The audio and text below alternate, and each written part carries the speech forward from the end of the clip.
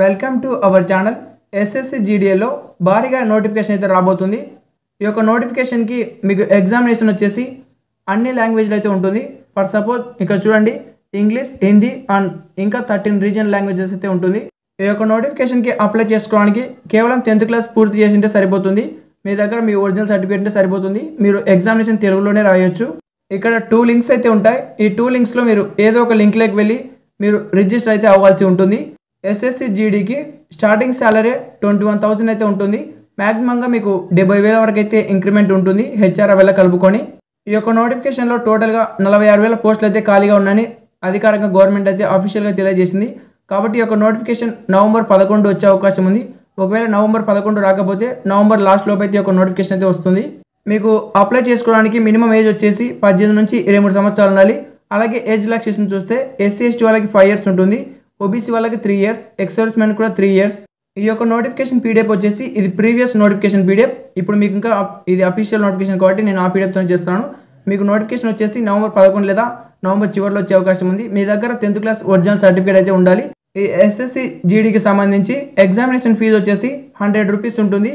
SC ST ex service men వాళ్ళకి ఎటువంటి fee అయితే ఉండదు. ఈ యొక్క ఫీజు వచ్చేసి మీరు యూపీఐ నెట్ బ్యాంకింగ్ ద్వారా కూడా పే చేయొచ్చు. ఇక ఎగ్జామినేషన్ మీరు సెంటర్ చూసినట్టయితే మీ యొక్క డిస్ట్రిక్ట్ ఏదైతే దగ్గరగా ఉంటుందో ఆ ఒక డిస్ట్రిక్ట్లో మీకు ఎగ్జామ్ ఉంటుంది.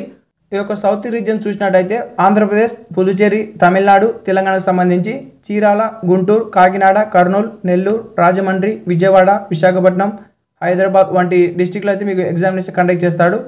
మీకు స్కీమ్ ఆఫ్ ఎగ్జామినేషన్ చూసినట్టయితే 80 క్వశ్చన్స్ ఉంటాయి. ప్రతి ఒక్క క్వశ్చన్కి కరెక్ట్గా రాస్తే 2 మార్క్స్ అయితే వస్తాయి. ఫస్ట్ పార్ట్ ఏలో సబ్జెక్ట్ చూస్తే general intelligence and reasoning 20 questions ఉంటాయి 40 మార్క్స్కి. Part below general knowledge and general awareness ఉంటాయి 20 క్వశ్చన్ 40 మార్క్స్. తర్వాత ఎలిమెంటరీ మ్యాథ్స్ అయితే ఉంటుంది 20 క్వశ్చన్ 40 మార్క్స్కి. తర్వాత మీరు ఇంగ్లీష్ ఆర్ హిందీ ఏదో ఒకటి సెలెక్ట్ చేసుకోవచ్చు. ఇందులో 20 క్వశ్చన్స్ ఉంటాయి 40 మార్క్స్కి. సో ఇలా టోటల్గా 80 క్వశ్చన్స్ అయితే ఉంటాయి. ఈ యొక్క ఎగ్జామినేషన్ టైం వచ్చేసి 1 hour అయితే ఉంటుంది. ఎగ్జామ్కి ముందు మీరు అప్లై ప్రాసెస్ ఓపెన్ అవుతుంది కదా, అప్లై ప్రాసెస్ ఓపెన్ అయినప్పుడు మీరు ఏ లాంగ్వేజ్లో ఎగ్జామ్ రాయాలనుకుంటున్నారో ఆ లాంగ్వేజ్లోకి మీరు సెలెక్ట్ చేసుకోవాల్సి ఉంటుంది. ఫర్ సపోజ్ మీరు తెలుగులో రాయాలనుకుంటే తెలుగు సెలెక్ట్ చేసుకోవాలి, ఇంగ్లీష్ అంటే ఇంగ్లీష్లోకి సెలెక్ట్ చేసుకోవాలి. ఈ యొక్క ఎగ్జామినేషన్కి నెగిటివ్ మార్క్స్ కూడా ఉంటాయి. 4 ఆన్సర్లు తప్పుగా రాసినట్టయితే 1 మార్క్ అయితే మీకు కట్ అవుతుంది. ఎగ్జామినేషన్ పాస్ అయిన వాళ్ళకి ఫిజికల్ ఎఫిషియన్సీ టెస్ట్ అయితే ఉంటుంది. ఇందులో రేస్ అయితే మీకు కండక్ట్ చేస్తారు. ఇందులో మళ్ళీ ఇక్కడ చూడండి, for candidates other than those belongs to Ladakh region, for candidates of Ladakh region. Ladakh region వాళ్ళకి ఒక రకంగా ఉంటుంది, లడక్ రీజియన్ కార్డ్ మనకు ఒక రకంగా ఉంటుంది. 5 కిలోమీటర్లు 24 నిమిషాలు ఉరకాలి మేల్స్ వచ్చేసి. ఫీమేల్స్ వచ్చేసి 1.6 కిలోమీటర్స్ వచ్చేసి 8.5 నిమిషాలకు అయితే పరిగెత్తాల్సి ఉంటుంది. లడక్ రీజియన్కి సంబంధించిన వాళ్ళు 1.6 కిలోమీటర్స్ 7 minutesకి పరిగెత్తాలి మేల్స్ వచ్చేసి. ఫీమేల్స్ వచ్చేసి 800 meters 5 minutesకి.